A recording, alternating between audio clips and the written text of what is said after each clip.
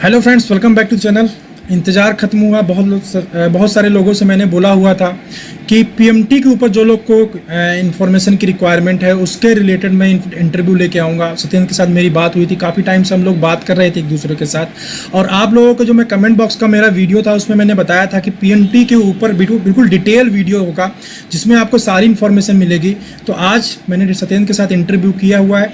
चलिए उस इंटरव्यू को देखते हैं, कैसे पीएमटी में जा सकते हैं जो लोग बी फार्मा कैंडिडेट हैं या फिर जो लोग बीएससी किए हुए हैं, उनके लिए ये वीडियो बहुत ही ज़्यादा इंपॉर्टेंट होने वाला है। या फिर जो लोग फार्मा मार्केटिंग में भी काम कर रहे हैं और इंटरेस्टेड हैं कि वो लोग अभी पीएमटी में जाना चाहते हैं, प्रोडक्ट मैनेजमेंट टीम में जाना चाहते हैं। कंपनी का एक बहुत अच्छा डिपार्टमेंट होता है, उसमें भी दो पार्ट है स्पेशली, एक मार्केटिंग पार्ट होता है, एक ट्रेनिंग का पार्ट होता है। और क्या चीज़ें उसमें होती हैं, क्या पैकेज होता है, कैसे जा सकते हैं, कौन से स्किल्स रिक्वायरमेंट होते हैं, वो सभी चीज़ अभी इंटरव्यू में हम लोग जानेंगे। आज मैं इंटरव्यू कर रहा हूँ सत्येंद्र के साथ में, और सत्येंद्र के साथ में मैं इसके पहले भी इंटरनेशनल बिजनेस के ऊपर बात कर चुका हूँ।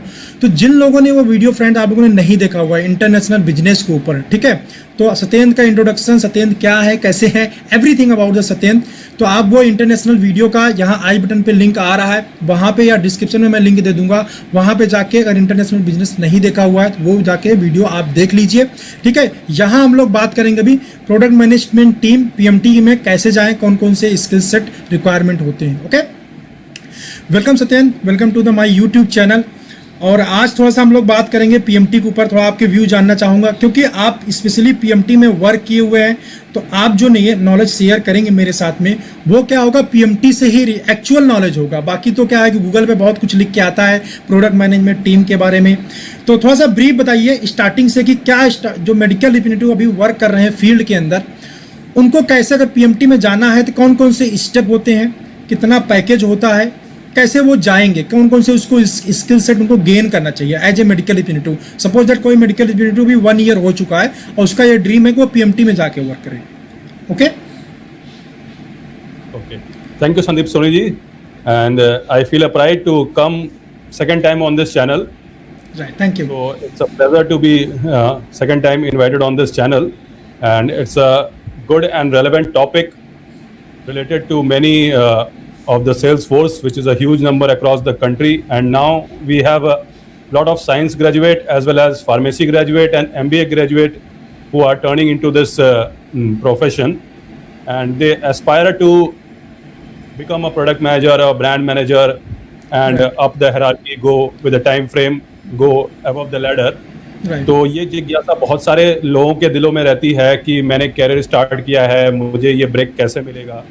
सो उनके लिए तो I also started with a sales assignment with FDC, so it's never bad और never wrong to start with a medical rape.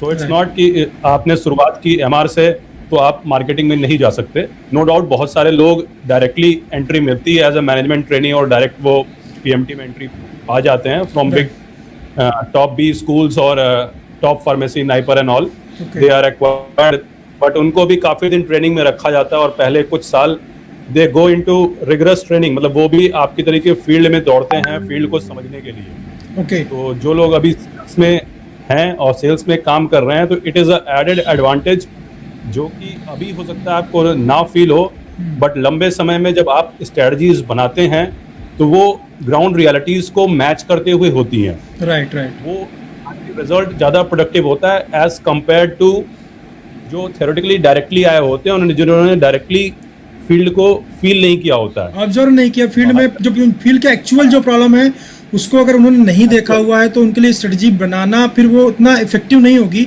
जो फील्ड में काम करके आया हुआ है उसके कंपैरिजन में। जो गैप आता है जिन्होंने फील्ड नहीं देखा हुआ है, जब वो स्ट्रेटजीज बनाते हैं तो then they have to cross evaluate before the launch. तो वो फील्ड के लोगों से डिस्कस करते हैं जो क्लोज लोग हैं, टॉप जेडएसएम्स आरएसएम्स या एनएसएम्स के फीडबैक लिए जाते हैं कि मतलब कि ये ग्राउंड पे कैसा रहेगा। But when you have gone through that phase, तो your acceptance as a brand manager और a marketeer is more for the field. आप जिस भी कंपनी में काम करेंगे they will accept you more because you have gone through that phase. Right. But if you don't have a background history, the acceptance has to be built. तब आपको वो acceptance बनाना पड़ता है। राइट। तो वो एक एडेड एडवांटेज है जो अभी सेल्स में है।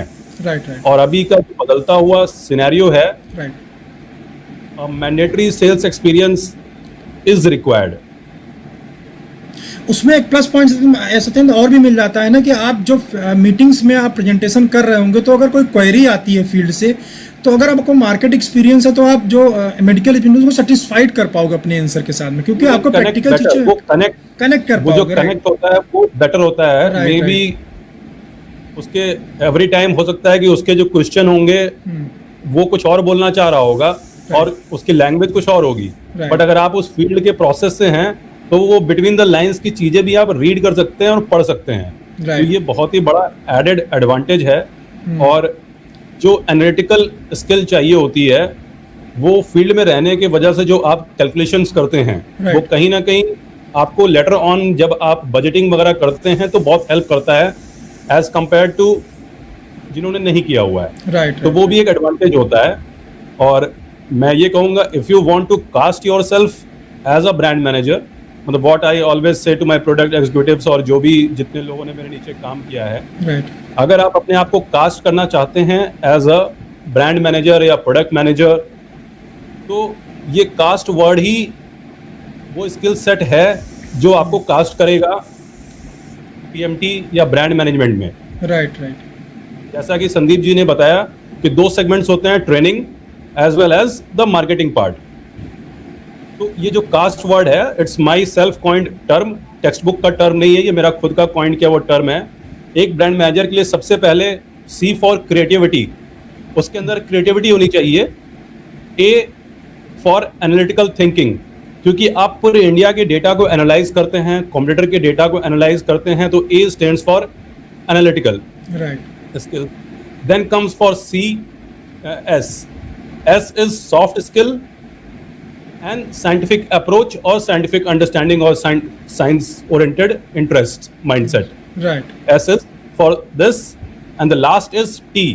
T is teamwork, because you are dealing with a team, absolutely not only your sales team as well as the intra department team of the company where you will be posted or where you will be seated.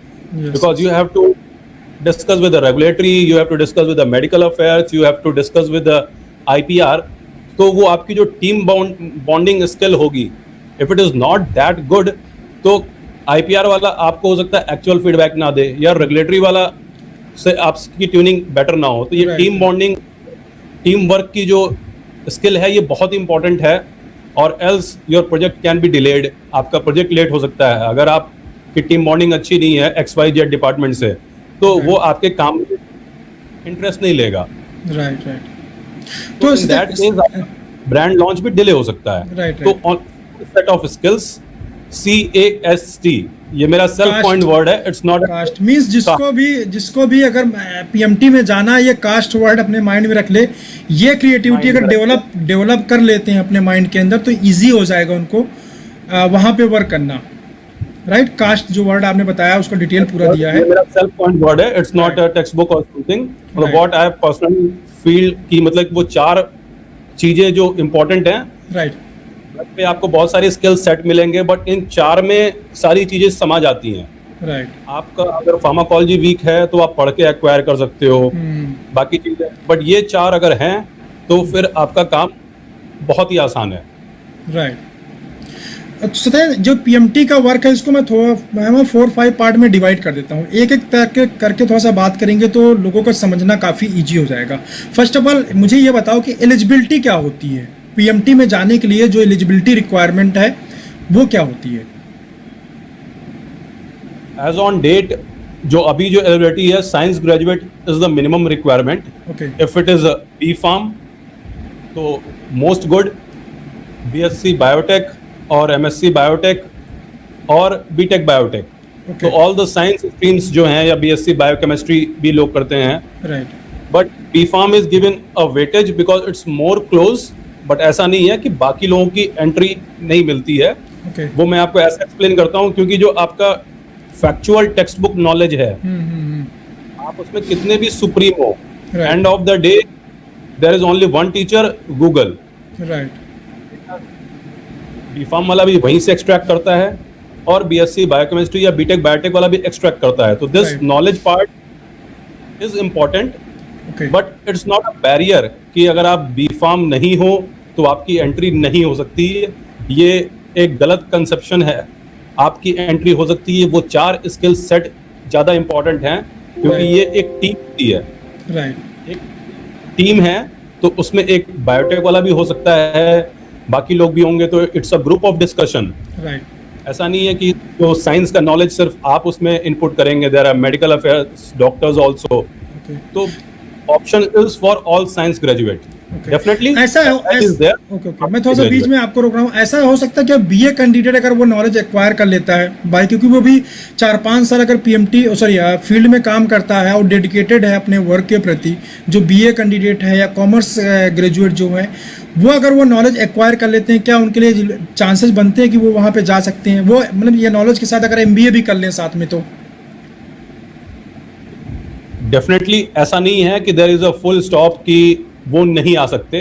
Okay. Industry में बीफार्म course बहुत late में आया है, 90s। उसके पहले गिने चुने 1-2 college थे। Right. तो अभी ऐसे बहुत सारे सीनियर लोग हैं जो मार्केटिंग हेड हैं, एंड दे आर नॉट बीफार्म और not even BSc. Okay right but course आने के बाद डेफिनेटली अभी क्या है कि कंपनीज डायरेक्ट स्किल सेट को हायर करती हैं। Right. But if a time frame के साथ अगर उन्होंने एक्वायर किया है तो they become a part of the PMT. May be they would go into the training department, क्योंकि उन्होंने सेल्स में बहुत लंबा समय काम किया है। राइट उन्हें मेडिकल लैब की साइकोलॉजी को समझने का एक्सपीरियंस है, close to close day to day monitoring का। तो they can be a part of the team.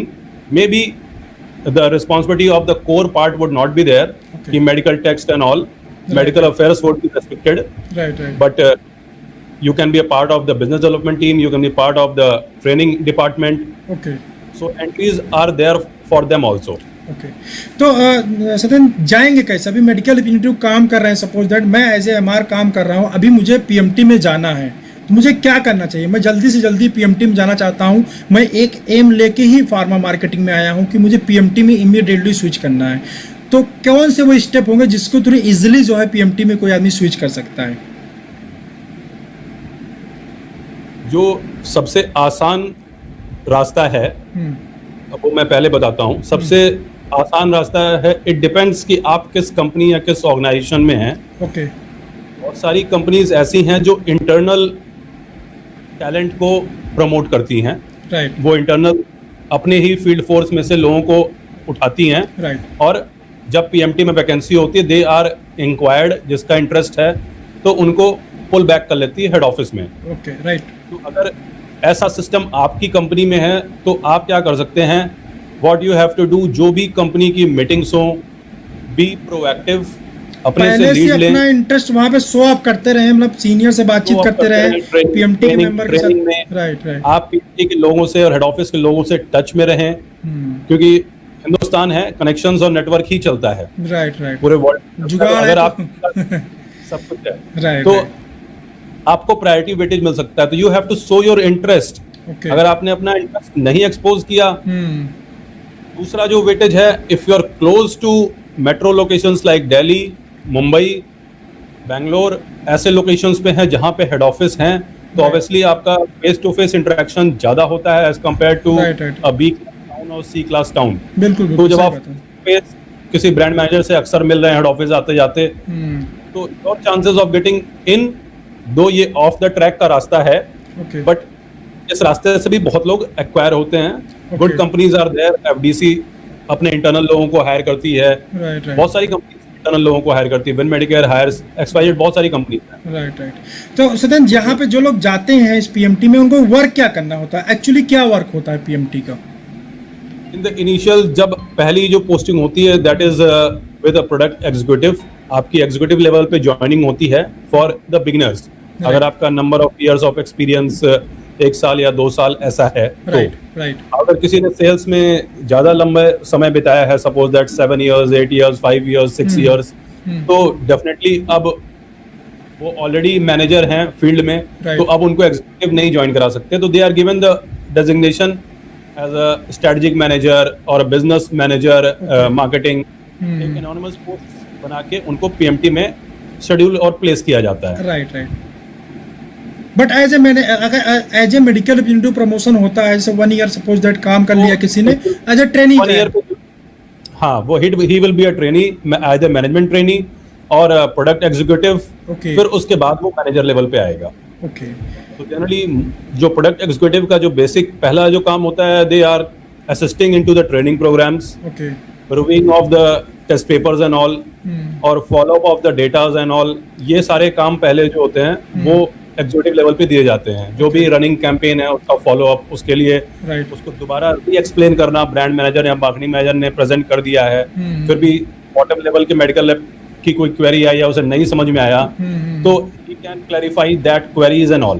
Okay तो ये बिगिनिंग में ये प्रोफाइल होती है। फिर ओवर अ ईयर धीरे धीरे आप जैसे जैसे मैच्योर होते जाते हैं, right right out the database, आप क्लिनिकल पेपर्स और सर्च आउट करते हैं मेडिकल अफेयर से, you discuss then find out, उसमें से कंपोजिट ट्विस्ट निकालेंगे, Right. That you will place to the विजुलेट ब्रांड मैनेजर, जीपीएम, और ओके जीपीएम को देंगे, वो वेरीफाई करेगा, उसके बाद विजुलेट वगैरह का प्रोसेस आएगा। ओके विजुलेट है, लीफलेट है, और रेफरेंसेस जो कंपनीज देती हैं, बहुत सारे साइंटिफिक लिटरेचर प्रोवाइड करती हैं। डेटाबेस सर्चिंग का जो काम होगा वो एग्जीक्यूटिव लेवल पे आएगा। ओके आप उसमें सर्च करके अपने हिसाब से बेस्ट वाला जो दोगे, फिर उसके बाद ऊपर के GPM and marketing manager on वो रिव्यू करेंगे कि स्ट्रेटजी में, ब्रॉड स्ट्रेटजी में कौन सा पॉइंट फिट बैठा सकते हैं, राइट वो ऊपर के लोग डिसाइड करेंगे। ऊपर से जैसे ही आपका एक्सपीरियंस हो जाएगा, नेक्स्ट लेवल पे आ जाएंगे, तो वो ऊपर वाला काम आपके पास आ जाएगा, रिव्यूइंग वाला। Right right GPM is group product manager ना? Product manager. ओके ओके तो वो नीचे जो एग्जीक्यूटिव होता है उसका काम है मेनली फॉलो अप करना, रिसर्च पेपर वगैरह, मींस रिसर्च करना, इंटरनेट पे गूगल करना, मार्केट रिसर्च करना, डेटा कलेक्ट करना, मार्केट के अपडेट, फील्ड को कनेक्ट करना एचओ से, फील्ड की जो भी क्वेरीज है उनको रिजॉल्व करना, प्रमोशनल इनपुट के डिस्पैच प्लान का शेड्यूलिंग चेक करना, ओके वो पहुंचे कि नहीं पहुंचे, राइट और जो भी क्वेरीज वगैरह आ रही हैं उसको अलाइन करना। सपोज दैट सीएमई वगैरह ऑर्गेनाइज हो रही है तो उसका जो बेसिक अरेंजमेंट एंड ऑल है। तो ये जो गिफ्ट वगैरह होता है ये कौन डिजाइन करता है? ये किसके पास पावर होती है? तो decision maker is always the marketing head और the GPM, depending upon the company. कि कभी मार्केटिंग मैनेजर बोलता है ठीक है, जीपीएम हैज इतना एक्सपीरियंस, आपको आप भी डिसाइड कर सकते हो कि प्रोमो इनपुट क्या होगा। ऑब्वियसली पेपर पे साइन हेड का ही होगा क्योंकि budget and all will go through him. Okay okay आप प्रपोज करोगे कि मैं अपने ब्रांड के लिए, suppose that he is a brand manager है, तो वो अपनी एक स्ट्रेटजी फ्रेम करेगा कि ये मेरा कैंपेन है, मैंने ये बनाया है, ये क्वार्टरली जाएगा, ये इसका बजटिंग आएगा, इतना इसका आउटकम आएगा, इसको करने के बाद इतनी सेल बढ़ सकती है। वो प्लान अपने जीपीएम और मार्केटिंग मैनेजर को प्रेजेंट होता है।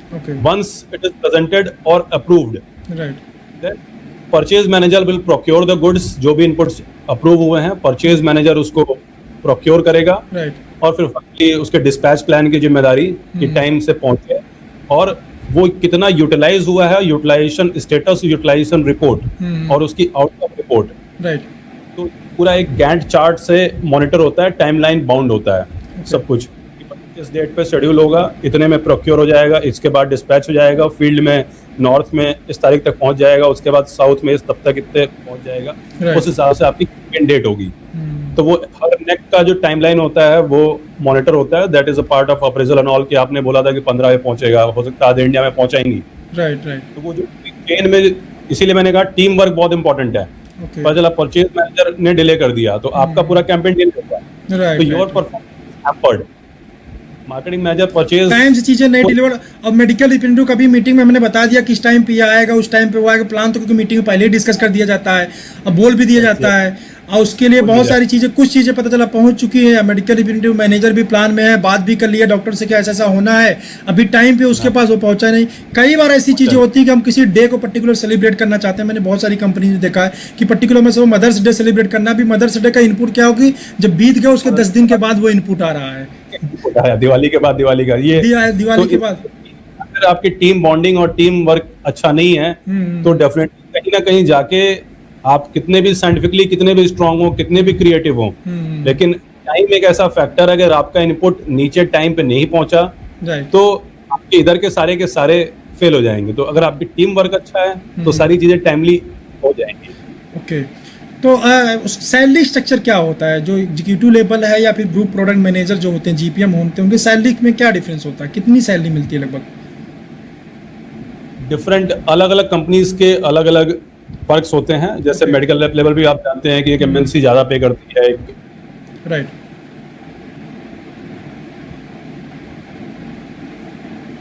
सैलरी स्ट्रक्चर की, प्रोडक्ट मैनेजमेंट की जो भी एंटरिंग सैलरी है वो डिफरेंट कंपनीज में वेरी करेगी और आपके पास्ट के एक्सपीरियंस के ऊपर डिपेंड करेगी। ओके। अगर आप सपोज दैट इंटरनली रिक्रूटेड हैं, आप एरिया सेल्स मैनेजर थे या आरएसएम थे, XYZ कुछ भी थे, उस वक्त आपकी सैलरी कुछ थी, तो उससे नीचे करके कंपनी आपको एक्वायर नहीं करेगी। तो ये वेरी करती है। जो आइडिया मैं दे सकता हूँ कि it's always starting with a plus of 5 digit, मतलब कि 5 डिजिट में आपकी स्टार्ट होगी और अच्छे performing brand managers 5 to 6 years के फ्रेम में 6 डिजिट के स्लैब में चले जाते हैं। ओके। नहीं, फिर भी मुझे एक आइडिया दो, ऐसे तो पता नहीं चलेगा। मींस एक मिडिल क्लास का लेके चलूँ तो कितना पैकेज, एनुअल पैकेज कितना रहेगा लगभग? मिडिल क्लास की मैं लेके कंपनी की बात करता हूँ। Annual you can say 5 to 6 जो स्टार्टिंग फ्रेशर टाइप के लोग आते हैं। अगर एक मिडिल लेवल की कंपनी है, मतलब जो मोर देन 3 डिजिट की टर्नओवर की कंपनी है, मतलब कि मोर देन 100 करोड़ के ऊपर की है, तो it can give you 4.5 to 5 lakh for 1 or 2 year of experience candidate. जो ग्रुप प्रोडक्ट मैनेजर होगा उसका मिडिल क्लास कंपनी में, जीपीएम का मिडिल क्लास कंपनी में जीपीएम का करीब 10 से 12 डिपेंड करता है, और डिपेंड करता है कि ब्रांड कौन सा है। ओके। बड़े ब्रांड होंगे तो हाँ, अगर सपोज दैट वो 30 करोड़ का ब्रांड हैंडल कर रहा है या 50 करोड़ का ब्रांड हैंडल कर रहा है, तो वो उस हिसाब से वैरी करती है, क्योंकि वो उसी हिसाब से टास्क बढ़ते जाता है, क्योंकि जितना बड़ा बेस होगा उतना ही डिफिकल्ट उसको रिटेन करना है। राइट। फिर उसको रिटेन करना, उसमें ग्रोथ लाना अपने आप में बहुत टफ हो जाता है, उतना ही टफ हो जाता है। आपके स्किल्स तो वही रहेंगी, बट उसको मेंटेन कर ग्रोथ देना वो टफ होता है। दैट्स व्हाई बड़े ब्रांड पे pay scales are more and it varies from company to company, but if somebody is entering as a fresher or just after 1 year or something like that, तो 5 digit मान के चलिए, मतलब कि it would be 30-40 somewhere starting आपकी होती है, और if you are performing well तो आपका लाख का बैरियर 5 साल में क्रॉस हो जाता है अगर आप अच्छा परफॉर्मर हो। राइट। और जो अच्छी कंपनीज हैं उनकी बात करूँ, जैसे अबॉट है, सन फार्मा है, ल्यूपिन्स है, जितनी ये टॉप 10 वाली कंपनीज हैं, इनकी अगर हम बात करें तो if they are hiring a candidate from a top B school and all, तो वो exceptionally, क्योंकि वो बड़े बैनर से लाइक IIM and all से हायर्ड हैं या फिर नारसी मुंजी से बड़े इंस्टीट्यूट से हायर हैं, तो they are being paid separately as per a different band. Okay. Means कि उनका पे बैंड जो होगा वो comparatively ऊपर होगा। Obviously if IIM candidate he will not join at this level. Right. तो वो अगर वो पार्ट हम हटा दें तो it's almost more than 20-30% extra you can add to average companies. Okay. Means ये कि स्टार्टिंग पैकेज जो एग्जीक्यूटिव लेवल से MR से 1-2 साल के अंदर जाता है उसको भी लगभग 7-8 लाख के समथिंग अराउंड पैकेज मिल जाएगा। जो MR से अभी कंपनी का इंटरनल प्रमोशन लेके जा रहा है, सपोज मैं टोरेंट की बात करूं या ल्यूपिन, सन फार्मा, ऑब्वियसली उसे डिपेंडिंग अपॉन कंपनी पॉलिसी 25 से 30% जो भी उनका इंटरनल HR पॉलिसीज होंगी कि एक लेवल चेंज करने पे हम क्या बैंड देते हैं, तो अब उसका जो पैकेज होगा उसके ऊपर जनरली नोवेयर मोर देन 40% मिलता नहीं है, एक्सेप्शन बात अलग है। तो ही में गेट 30। कई बार कंपनी ऐसा भी करती है ना, जब स्टार्टिंग में क्या करती है, इंटरनल जब प्रमोशन होता है, मैंने कई लोगों से बात किया तो उसमें इंटरनल प्रमोशन में 1 ईयर के लिए क्या होता है, पैकेज में जो हाइक होता है वो उतना ज़्यादा नहीं देती स्टार्टिंग। मतलब मुझे लगता है कंपनी एक्चुअली देखना भी चाहती है कि ये कैपेबल है कि नहीं, कैपेबिलिटी है कि नहीं, कर पाएगा नहीं कर पाएगा, डिमोशन तो नहीं करना पड़ेगा, लर्निंग कैसे होती है, सब चीजें। बैंड होता है कि maximum up to 40% hike we can give. उस मैक्सिमम अप टू 40% में may be he would give 30%, he would give 25% whatsoever. Right. Next year फिर हाँ, नेक्स्ट ईयर में आपकी परफॉर्मेंस वेलवेट होगा, you can get a good hike. हाँ, फिर वहाँ पे वो लेवल में ला देते हैं जो 1 साल वेट करना पड़ता है, फिर वो फिर जो कंपनी PMT का जो लेवल होता है, या पर्टिकुलर मैनेजर की बात करो, MR से जब हम मैनेजर प्रमोट होते हैं, इंटरनल प्रमोशन हो, तो उस समय भी इमीडिएटली सैलरी नहीं बढ़ जाती है, थोड़ी बहुत ही हाई लगती है, बट थोड़े टाइम के बाद जो है 1 साल जैसे प्रमोशन हर एक लेवल पे आपकी एक अलग ट्रेनिंग होती है, क्योंकि आप प्रमोट जरूर होते हो बट उस लेवल की सारी स्किल्स आप में नहीं होती हैं। राइट। तो वो भी एक ट्रेनिंग फेज होता है कुछ समय के लिए। राइट। तो सर इसमें ग्रोथ कहाँ तक है, मतलब क्या स्टेज होता है, कौन से एग्जीक्यूटिव पहले होता है, उस पर ग्रुप प्रोडक्ट मैनेजर होता है, कहाँ तक जा सकते हैं, क्या क्या कर सकते हैं, स्कोप की अगर बात करें Product executive, then product manager or brand manager, then group product manager or marketing manager, right then general manager, then business head, marketing head. Okay So up to the level of vice president, people are going, even people are being hired like a director also, director marketing. Right So a lot of growth opportunities are there. Okay total learning के ऊपर है, जैसे आप skills gain करते जाएंगे, दूसरा जैसे आपके नॉलेज बढ़ता जाएगा वैसे आपको अर्निंग भी मिलेगी और उसके हिसाब से आपको Earning पोजीशन भी मिलेगी, कंपनी क्योंकि आपको- मिलेगी। You have to keep yourself updated and you have to generate your demand in the market. Right right और एक ब्रांड मैनेजर की डिमांड उसके ब्रांड से ही होती है। अगर आपका ब्रांड मार्केट में धूम मचा रहा है तो आपकी धूम मची रहेगी, इर्रेस्पेक्टिव ऑफ योर सीवी, वो नौकरी पे है नहीं है, राइट किसी पोर्टल पे नहीं है, लेकिन अगर आपका ब्रांड अगर धूम मचा रहा है तो कंप्यूटर कंपनी के आईएमएस डेटा में दिखता है ये brand, it goes from here to here, here to here, here to here, right तो ऑटोमेटिकली आपका की ब्रांडिंग आईएमएस डेटा कर रहा है। Right right computer companies know कि यार उस कंपनी में इस प्रोडक्ट का ब्रांड मैनेजर वो है, मेरे पहले मुझसे नीचे था, अभी क्या है कि मेरे ब्रांड के काफी क्लोज आ गया है, right right right your promotion goes over there automatically okay and automatically your demand is being created, और डिमांड जब होता है तो पर्क्स ऑटोमेटिकली फॉलो करते हैं उसके साथ साथ। राइट राइट राइट चलो सर, काफ़ी अच्छा नॉलेज मिला, क्योंकि टाइम की थोड़ी क्राइसिस भी है, इस इंटरव्यू को यहीं भी फिनिश करेंगे, फिर आपसे बात करते रहेंगे, ऐसे ही बहुत सारे और सी बातें और नॉलेज आपसे लेना है,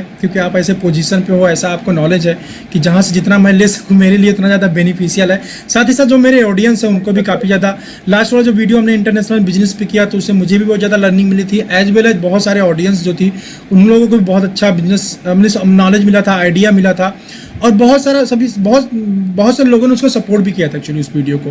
thanks for coming on my online this webinar.